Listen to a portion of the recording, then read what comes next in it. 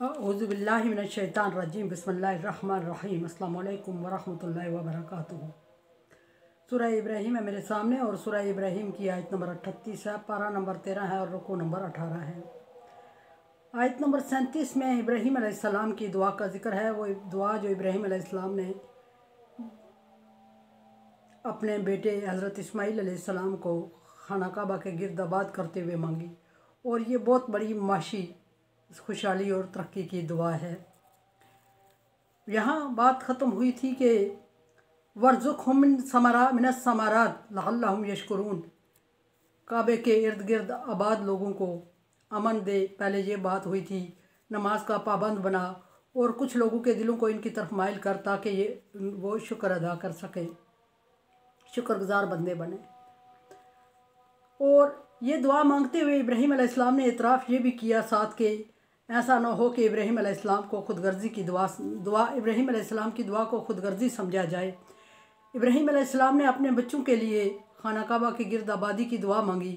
मकसद भी बयान फरमाया कि इनको नमाज का पाबंद बनाना चाहता हूँ, शिर्क से दूर रखना चाहता हूँ, और फिर ये कि इनके कंपनी के लिए, इनकी सोशल एक्टिविटीज़ के लिए इनके साथ लोगों को भी अटैचमेंट की दुआ मांगी कि लोग भी कुछ इनके साथ मजहबी तौर पे अटैच हो, जिनसे वो अपने मज़हब को, अपने सोशल एक्टिविटीज़ को डिस्कस कर सकें और जिनके साथ मुज़ाकरात हो सके, ज़हनी तौर पे सेटिस्फैक्शन हो सके। और फिर ये भी कि इनको माशी तौर पे खुशहाल बना अल्लाह ताला, ताकि ये ज़रिया माश से आज़ाद होकर तेरे दीन की खिदमत कर सकें और माशी तंगी का इनको सामना ना करना हो। अब यहाँ ये दुआएं सारी बज़ाहिर फ़र्दी दुआएं हैं, जो इंसान अपने लिए इनफरादी दुआ है, जो हर इंसान अपने लिए चाहता है, वो इब्राहीम अलैहिस्सलाम ने मांगी। आगे इब्राहीम अलैहिस्सलाम ने अपनी एक इस चीज़ का अजाला फरमाया कि कहीं जो उनके दिल में खटक उठी कि कहीं ये मेरी दुआ खुद गर्जी पे मबनी न हो। फरमाया कि रब्बना इन्नका ताअलमु मा नुख्फी व मा नुलिन, अल्लाह तबारक व तआला तू जानता है दिलों के राज को। गो के अल्फाज हमारे इस काबिल नहीं होते कि दिलों के बेद को वाशगार कर सकें, लेकिन चूँकि अल्फाज पैगंबर के थे और पैगंबर के अल्फाज वज़न से खाली नहीं होते, बेमकसद नहीं होते। कोई भी पैगंबर अपनी ज़बान से अपने जज्बात की अक्कासी नहीं कर रहा होता, बल्कि उसको अक्कास कर रहा होता है जो उस पर वही की जाती है।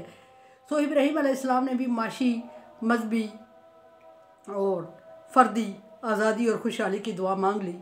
यहाँ फरमाते हैं कि अल्लाह तो जानता है हम जो छुपाते हैं, जो हमारे दिलों में है, जो हमारी गर्ज़ व गायत होती है, और जो हम नौलिन जो हम जिनको हम अल्फाज को जामा अल्फाज में बयान करते हैं जिन चीज़ों को हम अल्फाज का जामा पहना के पब्लिक के सामने या तेरे सामने अल्फाज की सूरत में बयान करते हैं, वो भी जानता है। और जो हमारा मकसद, जो हमारी गर्ज़ व गायत होती है, जो हम पब्लिक के सामने बयान नहीं कर रहे, जिनको हम अल्फाज में बयान नहीं कर रहे होते, वो भी तो जानता है। बज़ाहिर जज्बात के इजहार का सबसे बेहतरीन ज़रिया अल्फाज होते हैं, और जो हमारे अल्फाज होते हैं वो जज्बात की अक्कासी कर रहे होते हैं। लेकिन बाज़ दफ़ा ऐसा भी होता है कि हमारे जज्बात कुछ और होते हैं और हमारे अल्फाज नाकाफ़ी होते हैं उन जज्बात की अक्कासी के लिए। इब्राहीम अलैहिस्सलाम ने वो बात बयान की कि तू समझता है अल्लाह ताला हमारे दिलों के जज्बात क्या हैं, हम तुझसे कितनी वाबस्तगी रखते हैं, कितने अटैच हैं, और अल्फाज में वो बातें कहना मुमकिन नहीं हो रही हैं, अल्फाज नाकाफ़ी होते हैं बाज़ दफ़ा। सो तू जानता है हमारे पोशीदा और हमारे ज़ाहिर को भी। वमा यख्फ़ा अलल्लाहि मिन शैइन ओ फिल अर्ज़ी वला फिस समाई। और फिर आगे ये भी एतराफ़ कर दिया कि अल्लाह तबारक व तआला सिर्फ इंसानों के दिलों के जज्बात और इंसानों के इर्द गिर्द के माहौल पर ही ख़बरदार नहीं है, बल्कि ज़मीन और आसमान के अंदर जितनी भी पोशीदा चीज़ें हैं अल्लाह तबारक व तआला उनको जानता है। अगर अल्लाह तबारक व तआला ज़मीन आसमान और खलक और कायनात और खला की तमाम पोशीदा चीज़ों को जानता है, सूरज चाँद तारों के अंदर जो पोशीदा चीज़ें वो जानता है, ज़मीन के अंदर जो पोशीदा चीज़ें वो जानता है, खलाओं में पोशीदा चीज़ों को जानता है, आसमान की पोशीदा चीज़ों को जानता है, सातों आसमानों की पोशीदा को जानता है, ज़मीन की तह के नीचे की पोशीदा को जानता है, इर्द गिर्द के पोशीदा को, गिर्द के पोशीदा को, आगे के पोशीदा, पीछे के पोशीदा को जानता है। तो फिर इंसान के अंदर जो पोशीदा है, जो चीज़ें, जो ख्वाहिश है उसकी, जो बेचैन हो रही है, जो तड़प रही है, और जो इजहार अल्फाज में नहीं हो सकता, अल्फाज में करें तो कुछ और मानी लिए जा सकते हैं, जज्बात कुछ और कह रहे होते हैं, अल्फाज बहुत सारे मानी में आ जाते हैं, जज्बात एक ही मानी रख रहे होते हैं। उन चीज़ों की बात करते हुए इब्राहीम अलैहिस्सलाम अल्लाह तबारक व तआला से अर्ज़ कर रहे हैं कि अल्लाह तो मेरे दिलों के, इंसानों के दिलों के पोशीदा को और ज़ाहिर को जानता है, ना सिर्फ दिलों के, इंसानों के दिलों के, बल्कि ज़मीन आसमान, सातों आसमानों के अंदर जो चीज़ें पोशीदा है वो सारी तो जानता है। इस चीज़ का इतराफ़ किया। और ये नहीं कि सिर्फ वो अल्लाह जानता है, बल्कि कौन सी चीज़ें नफ़ा है, कौन सी नुकसान है, किस में इंसान का फ़ायदा है, किस में इंसान का नुकसान है, किस में किस मज़हब के लिए फ़ायदा है और अल्लाह किस मज़हब के लिए बुलवाना चाहता है, किस में किसके लिए फ़ायदा है, किस शख्स के लिए इज्तिमाई फ़ायदा है, इनफरादी फ़ायदा है, कौन चीज़ें शैतान की रूह में आके इंसान बोल देता है, कौन चीज़ें रहमान के इशारों पे बोल देता है, वो सारी अल्लाह तबारक व तआला जानता है। बाज़ दफ़ा हमारी ज़ुबान शैतान के बहकावे में आके शैतानी अल्फाज बोल जाती है और दिल में वो नहीं होती, मकसद वो नहीं होता, नीयत वो नहीं होती, और उस पर भी अल्लाह तबारक व तआला जानता है। और बाज़ दफ़ा हम नीयत से बहुत अच्छी बातें कर रहे होते हैं, ज़ुबान से बहुत अच्छी बातें कर रहे होते हैं, बहुत अच्छा अल्फाज और मलम्माबाजी कर रहे होते हैं, और पब्लिक को मुतमईन कर लेते हैं हम उन अल्फाज से, चरब ज़ुबानी जिसको कहते हैं, चरब ज़ुबानी का इस्तेमाल करते हुए लोगों को मुतमईन कर देते हैं। लेकिन हमारे दिलों में क्या होता है, उस वक्त हमारी नीयत क्या होती है, हम चाहते क्या हैं और हम क्यों वो अल्फाज बना रहे हैं, क्यों बोल रहे हैं, क्या हमारा कहाँ मफाद वाबस्ता है, क्या हम दुनियावी मफाद की खातिर बोल रहे हैं या इसमें वाकई अल्लाह ताला के अहकामात के ताबे होके बोल रहे हैं, वो भी अल्लाह तबारक व तआला जानता है। सो अल्लाह तबारक व तआला अल्फाज का मोहताज नहीं है, अल्फाज पब्लिक के लिए, जज्बात की तर्जमानी के लिए हुआ करते हैं। अल्लाह तबारक व तआला दिलों के नीयत जानता है, भेद जानता है। ये इब्राहीम अलैहिस्सलाम इतराफ़ कर रहे हैं, और फिर इतराफ़ करने के बाद फरमाया कि अल्हम्दुलिल्लाह, सारा इतराफ़ किया एक अपने ज़ाहिर और पोशीदा को, ज़मीन और आसमान की ज़ाहिरी और पोशीदा चीज़ों को जानने का। फिर फरमाया, अर्ज़ की अल्लाह तबारक व तआला से सामने, अल्लाह तबारक व तआला की एक तारीफ़ बयान की, और कोई गर्ज़, कोई गायत, कोई दुआ मांगने से पहले के जो लवाज़मात होते हैं वो ज़िक्र कर दिया। सो सिखा दिया पब्लिक को कि दुआ मांगने से पहले अल्लाह तबारक व तआला के को अपनी तरफ मुतवज्जे करने के लिए किन अल्फाज का सहारा लेना पड़ता है, और किस अल्फाज से अल्लाह तबारक व तआला को अपनी तरफ मुतवज्जे किया जाता है।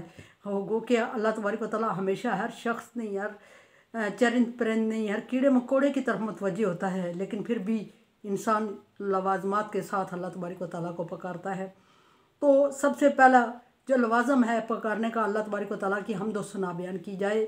वो हम्द व सना जिसके अल्लाह लायक है, जिसका सिर्फ़ अल्लाह ही लायक है, और जो हम सिर्फ़ अल्लाह की ही कर सकते हैं, उसके अलावा किसी और में वो निशानियाँ, वो खुसूसियात, वो चीज़ें पाई नहीं जाती कि हम बयान करें।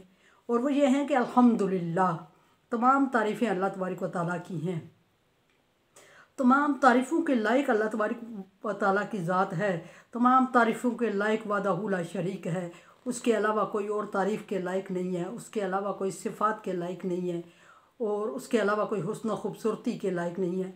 तमाम तारीफ़ें लिल्लाही, अल्लाह की हैं।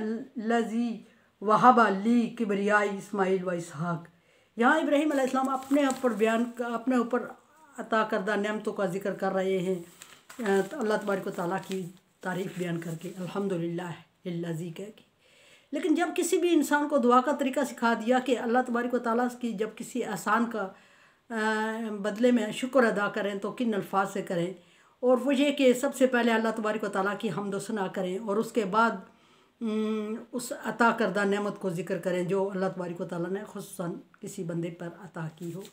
यहाँ चूँकि अल्लाह तबारक व तआला ने बुढ़ापे में जब इब्राहीम अलैहिस्सलाम तकरीबन औलाद जैसी नेमत से मायूस ही हो चुके थे, तो उस वक्त अल्लाह तबारक व तआला ने उनको 2 फर्जंद से नवाजा, इस्माइल अलैहिस्सलाम और उसके बाद इसहाक अलैहिस्सलाम। दोनों अलग अलग औरतों से आप अलैहिस्सलाम की औलाद हैं। हज़रत इब्राहीम अलैहिस्सलाम की 2 बीवियाँ, हज़रत हाजरा अलैहिस्सलाम जिनकी औलाद हज़रत इस्माइल अलैहिस्सलाम है, और हज़रत सारा जिनकी औलाद हज़रत इसहाक अलैहिस्सलाम है। यहाँ अल्लाह तबारक व तआला के सामने उन नेमतों का इकरार करते हुए इब्राहीम अलैहिस्सलाम ने दुआ की। सारी तारीफ़ें उस अल्लाह की हैं। वहाब अली, अलल किबर इस्माइल व इसहाक, जिसने बुढ़ापे में मुझे 2 औलादों इस्माइल और इसहाक अलैहिस्सलाम से नवाजा। ये बिलाशुबा बहुत बड़ी नेमत थी और बहुत बड़ी नेमत है। अल्लाह तबारक व तआला ने कुर्रतुल ऐन कहा है इसको, आँखों की ठंडक कहा है और दिलों की तसल्ली कहा है, नूर कहा है आँखों का। लेकिन यहाँ ये इस्माइल अलैहिस्सलाम और इसहाक अलैहिस्सलाम उससे ज़्यादा बड़ी नेमत इसलिए हो जाते हैं कि इब्राहीम अलैहिस्सलाम मायूस हो चुके थे औलाद से, और वह फरमा रहे हैं कि अर्ज़ कर रहे हैं कि सारी तारीफ़ें उस अल्लाह की हैं जिसने बुढ़ापे में मुझे इस औलाद जैसी नेमत से नवाजा। और फिर ये कि आगे बयान फरमाया कि अर्ज़ की कि इन्ना रब्बी लसमीउद दुआ, और मेरा रब वो रब है। रब का मतलब मानी वाइज ये होता है कि पालने वाला। मेरा रब वो है जो ज़रूर दुआओं को सुनता है। लसमीउद दुआ, दुआओं को ज़रूर सुनता है और ज़रूर कबूल फरमाता है। इसका मतलब ये भी है कि इब्राहीम अलैहिस्सलाम मायूस हो गए थे औलाद से, बॉडी वाइज मायूस हो चुके थे, अल्लाह की रहमत से मायूस नहीं थे। सो जब वो अल्लाह तबारक व तआला की रहमत से मायूस नहीं थे तो उन्होंने अल्लाह तबारक व तआला से मांगने में को मतलब कमी नहीं की थी।